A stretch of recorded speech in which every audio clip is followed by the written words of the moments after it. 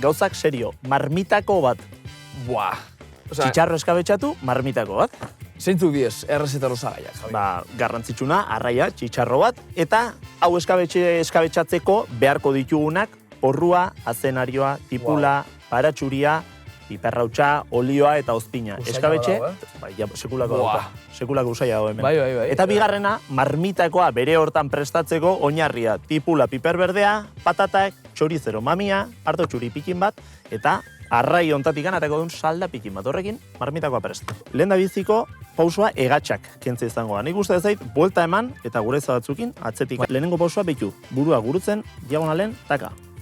Hoiti bera, eta oain, tripa guzti kentzeko, hemen, atzekaden, ipurtxur ontatikan, irikiko deu, eta oain, tripa eta mami guztik ateako iskio batzetikan, Ostras. eta ja, arraia, garbi. Listo. Garbi, limpio. Eta oain, xerrak ateako txeu. Basaia besta.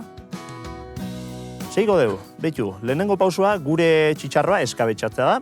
Eskabetxon bat, tipula, porrua eta zenaiok oliotan prejitzen jarriko txugu eta baita batxuriare, eta prestatu eukiko du erabiltze duen olio kantitate berdina ozpinan. Eta ingo deu, borborra arrotzen hastean momentun, ozpina gehitu. Bero mantenduko du 2 minutu eta ozten utziko du. Eta maitza zein da, hemen dakagun eskabetxe polit hau. Guk erramo eta piperrautxa gehitu diogu.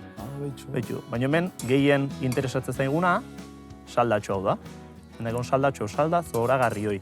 Zein da hurrengo prozesua, eskabetxea oztutzen utzi, eta behin hotza da hola, nik hemen badaka tablatxo txiki bat, bizta zaten bateko, olio eta ozpinetan gure eskabetxe txiki hortan. Eta holan jaleike? Hoi, hola, bere hortan dauz zoragarri, eta jarriko dio gure marmitako txuai. Eta zuk utzitako tokitxontan, nik busketa bat sartukot. Wow. Eta bain, betiko heltzeakin hasiko gea. Oinarri klasiko bat, tipula eta pipar berdea. Basiko bat. Barazkiak txiki egitea lehenengo sekretua izango da. Eta barazki guztik, hola azkaula, hoi da, fin-finin da. Hauek erregosiko ditugu, olio pikin batekin, su ertain bizitan, eragiteai gelditu gabe. Eta maitza zein da? Behitu, ze barazki zelako kolorie, Hola getu bertzegu. Goxo inde. Baina marmitako bat zer da patata gabe? Ez da marmitako bat. Gure marmitakoa loditzeko, patata nola moztu, klabea da baita ere. Labana sartu, eta erdire eritxi gabe, klak, patata hauek etxuko ezkiogu gure barazki horrei, txorizeroa eta ardo txuria gehitu, danan astu, eta gure berdel, txitxarro edo egaluze horren sobra hoiekin, marmitakoa ia presteukiko, Eta listo. Eta listo. Marmitakonek ez dauka tomate saltxarik. Marmitakonen oinarrizko osagaietakoa da txorizeroaren mamia. Eta horrek emango dio gorri, kolore, gozo eta Eta horrekin listo. Eta horrekin marmitakoa nahiko.